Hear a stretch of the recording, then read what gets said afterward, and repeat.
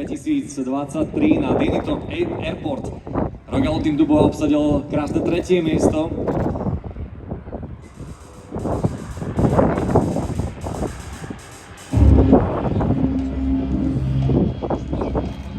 Vážení priatelia, je tu situácia, vidíme prvý dymový efekt. Napravdu je to taká normálna bežná rýchlosť 90 km za hodinu, čo je si myslím celkom slušné.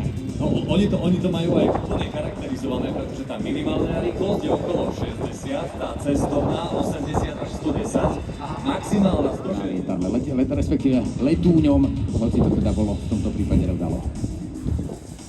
Takže vidíme takúto malú skupinu, ktorá točí smerom k nám. Ešte mi je nespomenúť, že posádku tvorí teraz pilot, ale voľné miesto.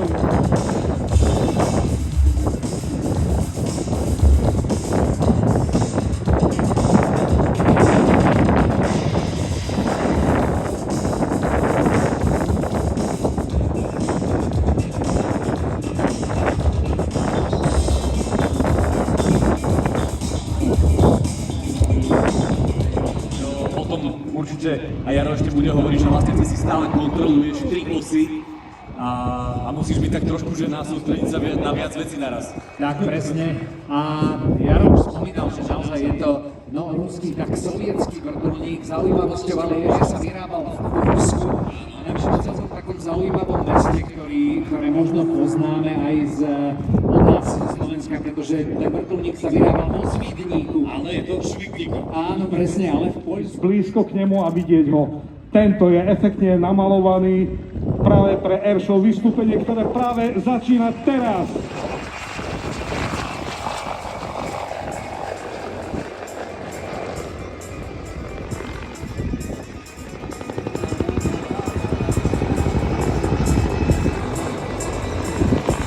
No, v podstate ja len doplním to, čo tu už odznelo, pretože samozrejme tento stroj má klasicky dané nejaké svoje fyzikálne možnosti, hranice a vlastne letové schopnosti, ktoré týpek, ktorý sedí v kokpite, ale kompletne prepísal.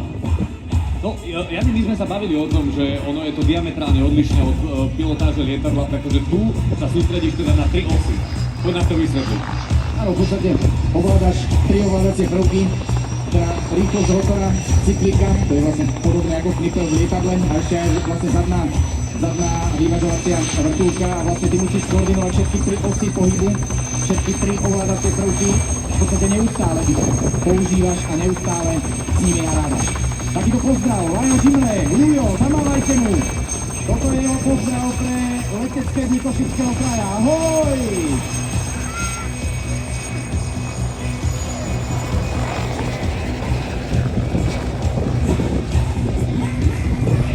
Lajo Žimre v podstate lieta s tým vrtuľníkom tak, ako by sa s ním lietať vôbec nedalo. Nemalo dať. On naozaj posunul jeho možnosti niekde úplne inde a teraz z toho budeme všetci svedkami.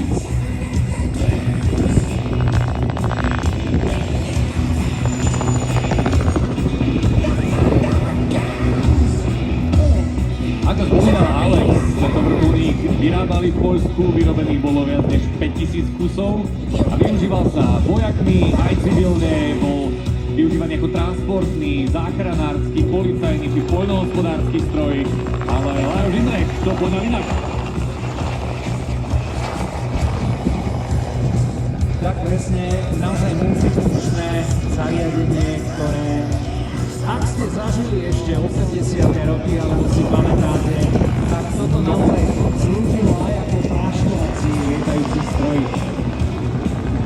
Takže práve sme videli súvrat, predpokladám znovu to bude súvrat, vykopnutá ako keby noha, nožné riadenie a ideme dole topcom. Úplne radosne nám lieta tento náš pilot. Ide si trošku oddychnúť, asi hej, a pripraví sa na ďalšie zložité obraty.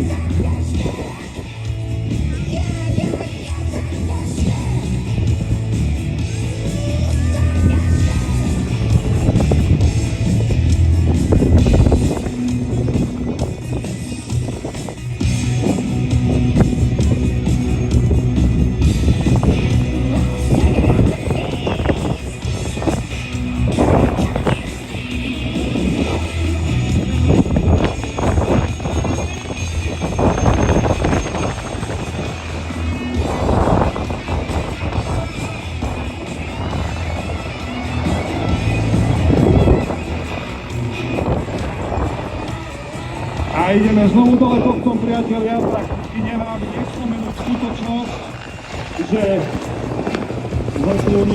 tento vrtuľník stále plný výkon motorov, 2 motory neustále v plnom maximálnom výkone.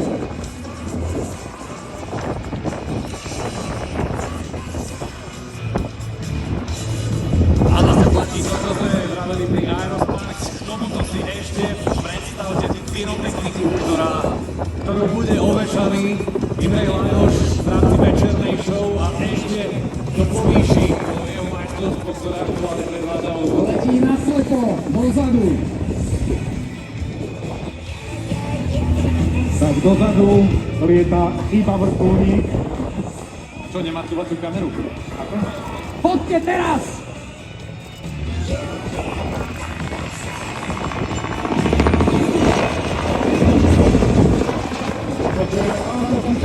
Robustného rotora, ktorý odovzdáva výkon dvoch motorových plynov na rotujúcu nosnú plochu. Čiže lietadla majú pevnú nosnú plochu, ale vrtuľník je čudné zariadenie nášho leteckého prostredia, má rotujúcu nosnú plochu a to, čo je hore, nevoláme to vrtuľa, ale voláme to nosný rotor. Čiže toto istý nosný rotor nám zabezpečuje fantastické. Tak, Neuveriteľne náročná figúra. Ťažké prevedenie, pozrite sa, ako to zvládá. Heliforce z Maďarska.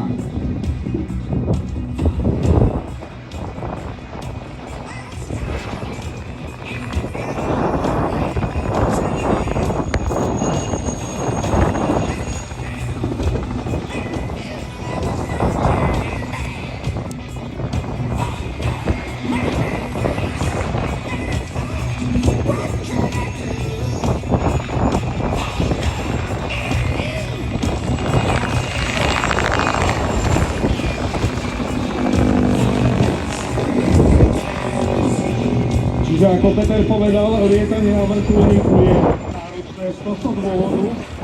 Pilot ovláda nožným riadením zadnú vrtuľnú vyrovnávaciu, ručným riadením ovláda knipel, ktorý tam má, čiže riadenie, a ešte má vo ľavej ruke tzv. Kolektívne riadenie, ktorým ovláda uhol nábehu na nosnom rotore. V tejto súvislosti by som možno spomenul aj veľa ďalších akrobatických pilotov vrtuľníka, pretože nie je ich až tak veľa. Čím by sme išli do Poľska, tak Maciej Dominiak, ktorý predvádza obrovské majstrovstvo, a v tejto súvislosti určite aj meno Felix Baumgartner, už nebohý, ale ten, čo dával na BO105, to bolo obrovské majstrovstvo. Nie je ich naozaj veľa v týchto končinách, tuto v strednej Európe. Sme radi, že Lajos Imrek je tu v Košiciach a môžeme to vidieť na vlastné oči. Tak prakticky vidíme bežný vrtuľník, z ktorého tento náš pilot urobil akrobatický špeciál. Je to vážne ako keby, ale dá sa povedať asi áno, ako nie, je to akrobatický špeciál.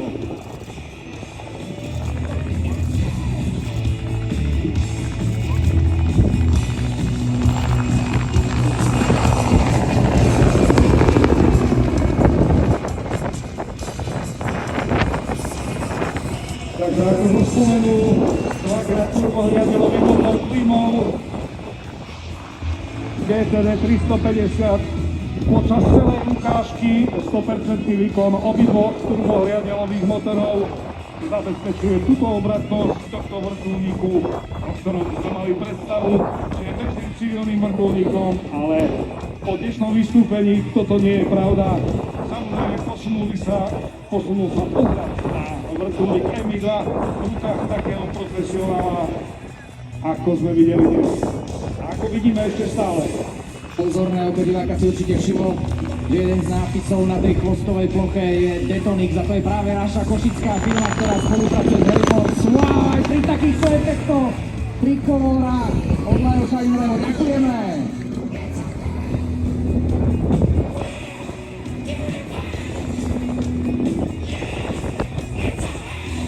No, máme v podstate dve legendy.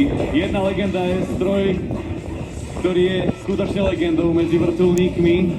A to je aj na našich sociálnych sieťach, takže odporúčame sledovať Instagram Letecké dni Košického kraja a aj náš web. A teraz už mávajme Leošovi Imrehovi. On máva nám. A dajme jeden veľký potlesk. Bravúrne predstavenie. Petra, vieš, čo je výhoda vrtuľníku oproti týmto všetkým? On si pekne pristane, dávať asi aj podpisy, nie? Presne tak, Jarko, ako pravíš, my už máme informáciu, že v zóne Košického samosprávneho kraja bude autogramiáda prebiehať od 16. hodiny a 30. minúty, tak ja už len taká informácia pre tých z vás, ktorí sa chcete stretnúť napríklad aj s týmto pilotom osobne, odfotografovať sa s ním, získať od neho podpis, kartu. A vidíme, že naberáme rýchlosť.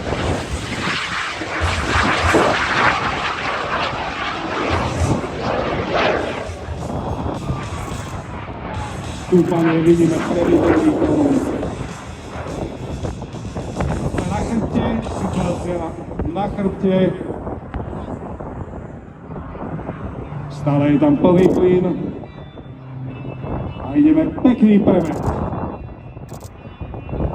Ak vás zaujíma, že čo on prežíva, tak to môžete zažiť aj vy. Viete si to objednať a zistiť, čo sú to negatívne gečka. Zatiaľ sme videli pozitívne gečko, ale vidíme pekné lázne pohyby. Pozdravujeme aj Ivančieho mladšieho, ktorý bude v programe o niečo neskôr na Z142.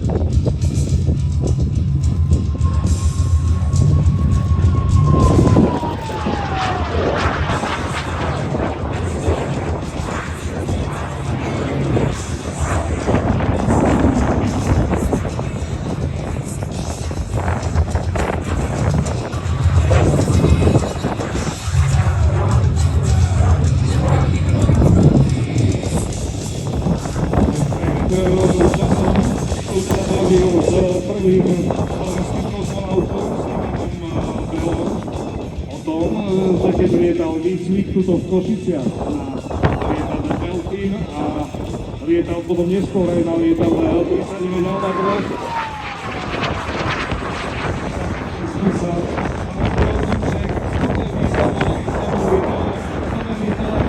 Delfína, prvý slovenský pasažér, či lietal radšej Albatros.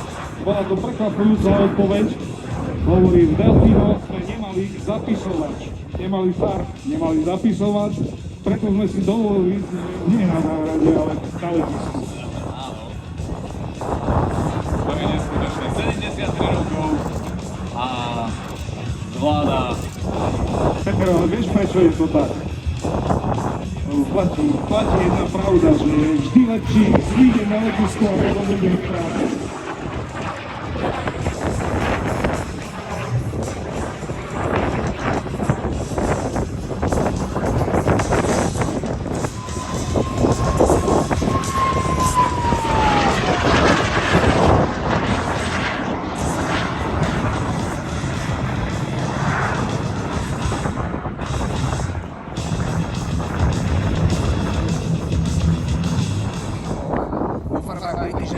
Bol v rančovom filme Lína Bárová, ďalej v filme Sklenený pokoj, vo farbách RAF hral belgicko-francúzskej historickej komédii Waterloo a čo televízie Trpaslík a takisto vo filme pre štúdio Fox Hollywood The Catcher was a Spy, takže naozaj slávne lietadlo, ktoré poznáte, ktorí dlho slúžili v Európe, takže aj Marilyn Monroe sa možno viezla v podobnom stroji raz.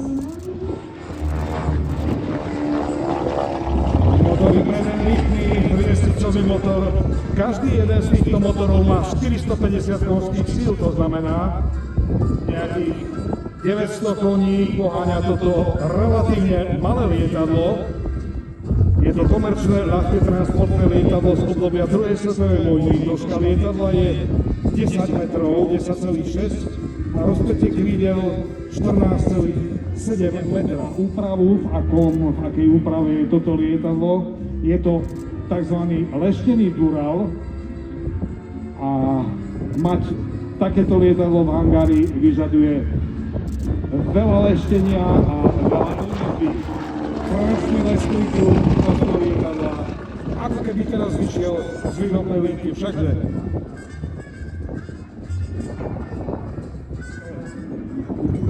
Lietadlo, ktoré je novšie a novšie a novšie, ako to, čo vidíme teraz, je tuto v Košiciach a vidíme nožový let.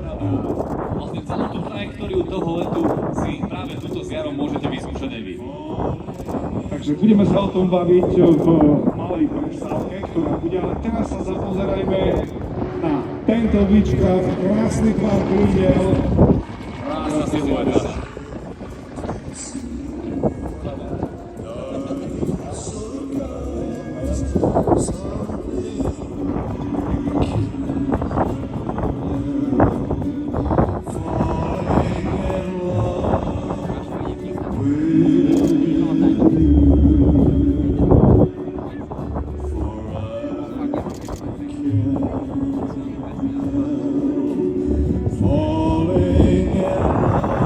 Priatelé, takže máme tu plné pristátie, vidíte vysunutý podvozok, lietadla Beechcraft a predpokladám plné pristátie na dráhu 0 na letiska Košice.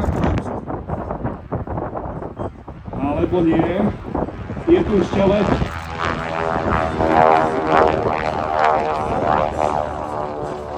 Je tu ešte let v pristávacej konfigurácii a podvozok je už teraz zasunutý a o malú chvíľu nám toto krásne historické lietadlo aj pristane. Royal Jordanian Falcons. Jordanian. Jordánsky sokoly, no. Tí už sa pripravujú, ale teraz Sme pred malou chvíľou videli vo vzduchu, teraz roluje po dráhe 01 a uvoľní dráhu a po ňom naše nebo.